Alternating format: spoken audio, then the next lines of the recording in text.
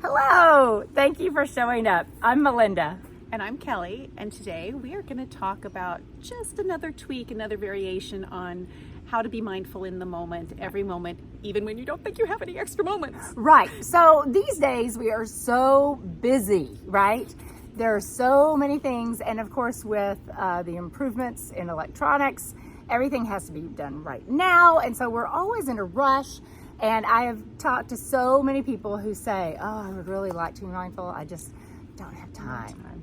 So we are here to tell you why Don't take no time. Right, why you can do it while you're running your errands. Living your life. And living your life, right. And it's really super easy.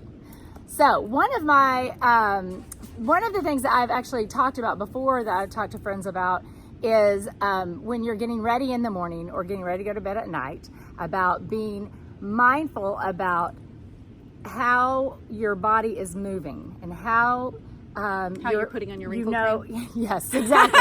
How your fingers know exactly where to go. How your hand, though, knows how to grasp the toothbrush and how it knows how to brush your teeth just the right way. I mean, things that are just as simple as that fills you with gratitude. And that actually is a form of mindfulness. So it's it is very simple. So that's something that you're already doing, and you're just being conscious, being mindful of what's happening, and really paying attention to the details. Right, paying attention. And for me, the best place I can do that is still and always with my family. And so a lot of times, Melinda and I have laughed about this, like you'll come out of a meditation and then there they are, those people who haven't done anything you've asked them to do for the last 42 hours. Right.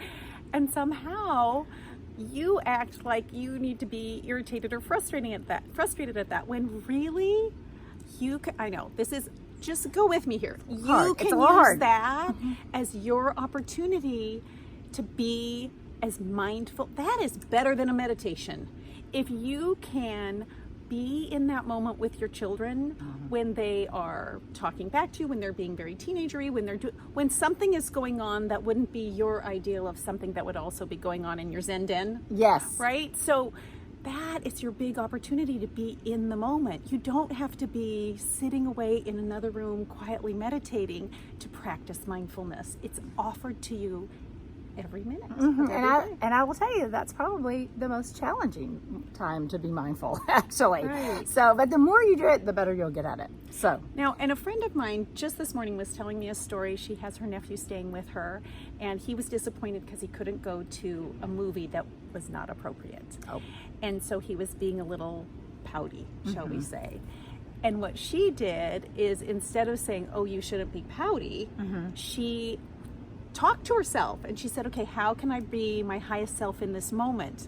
And she responded from that angle. And from that angle, they had a really good conversation. And she said, how does that make you feel? And they talked about different feelings. So then he could identify feelings. So then he not only saw her example of mindfulness, which of course words don't teach, so that's always the best thing anyway, but then he could go forward having understood his feelings better and realize that he didn't have to be frustrated or angry. He could find his own way back to mindfulness. Wonderful, wonderful.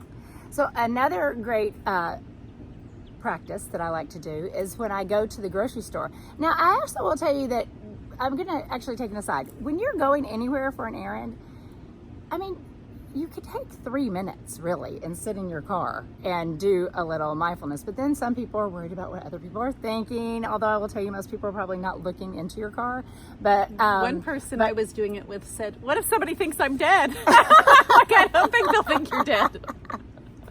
So yes, so that's really a great thing to do too. Is like when I stop somewhere before I go in, sometimes I just set my timer and do a little 3-minute meditation. And the great thing is it's even easier to do what I was going to suggest is when I go into the grocery store, I like to really recognize the abundance in the grocery store and recognize all of the wonderful food that is available to me. Lots of choices. It's pretty overwhelming if you really take the time to take it all in.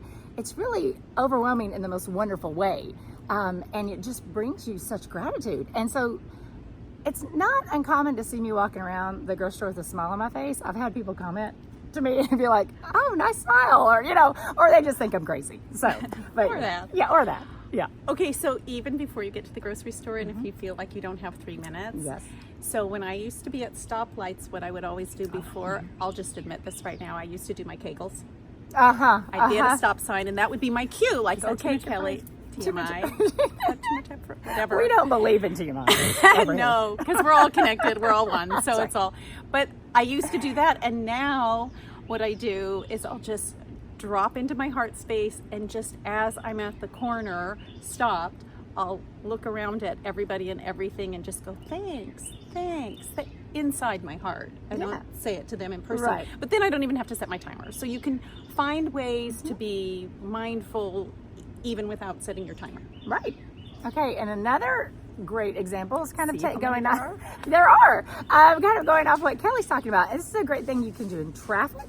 I did it recently coming back. There was a huge line at the airport, and rather than sitting there and getting frustrated and getting anxious about catching my flight, I actually took the time to look around, and as you know, we're all connected, right? We're all really part of the same whole, whatever you want to call that whole, whether it be God or the universe or et cetera, et cetera.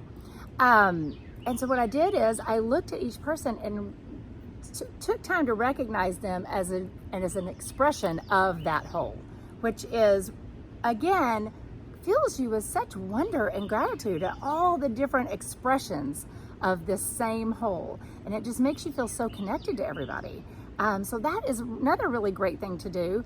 And it just puts you in a lot better mood. Well, I think it puts you, the doer, in a better mood, but also I definitely feel that people co-resonate with each other. Yes. And so by you changing your inner atmosphere, you change the energy around you. It can't not happen. That's absolutely right. In fact, Kelly, long time ago, first, she doesn't know what I'm going to tell her. So, Kelly said a long time ago, we were in a meeting at a school for something we were volunteering for. And Kelly said, oh, I sat there, I just sent love to everybody in the meeting. And I thought, oh, well, that's something also. It's very simple. Takes 2 seconds. It's, you're not going to miss out on what's happening in the meeting. It just takes a couple of seconds.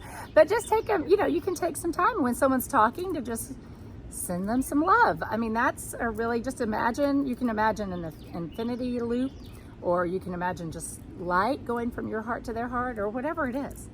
That's a really easy thing to do. Yeah. So we hope this gives you some fast, easy, mindfulness isn't separate from you. And so here's the thing, for years, I would meditate, sit in my Zen den, whatever you want to call it, and then go out into the world, but I wouldn't really incorporate that so well. So that's one of the reasons we think it's so important to understand meditation isn't something you do and then leave behind. Right. You just have that same energy go with you. And at first it seems a little not so possible because it's different. It's not hard, but it's just different from what we've done before. Right. But the more you incorporate this going forward, the more you'll automatically do it. Right. It becomes very automatic. Right. So instead of getting mad when somebody cuts you off, you can find a place, maybe, not always. It's maybe you can find a place to go, oh, that person must be in a place where they need extra love from me. How lucky I am to give it. Right. I think that's wonderful. So we thank you for showing up. We hope this was really helpful. It is just so easy to incorporate into your life. Super easy. So please like, share, subscribe, comment below. We love to hear from people. And we look forward to seeing you next week. Thanks so much. Thank you.